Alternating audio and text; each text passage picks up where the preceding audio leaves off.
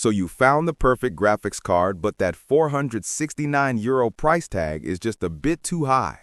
The specs and the design are exactly what you want, so let's keep an eye on it without the hassle.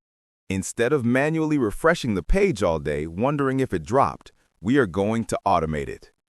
Go ahead and open the Price Tracker extension from your browser toolbar.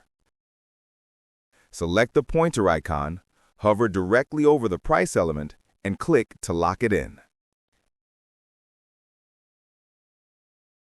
It is now added to your tracking list, but let's make sure we don't miss the deal. Click the bell icon to set an alert for anything under €450. We will leave the alert mode on continuous and hit save to confirm. Next, tap the clock icon and tell the tracker to scan for price updates every 60 minutes. Finally, use the tag button to label this GPU just to keep your dashboard organized. Now that everything is configured, you can close this out and just go about your day.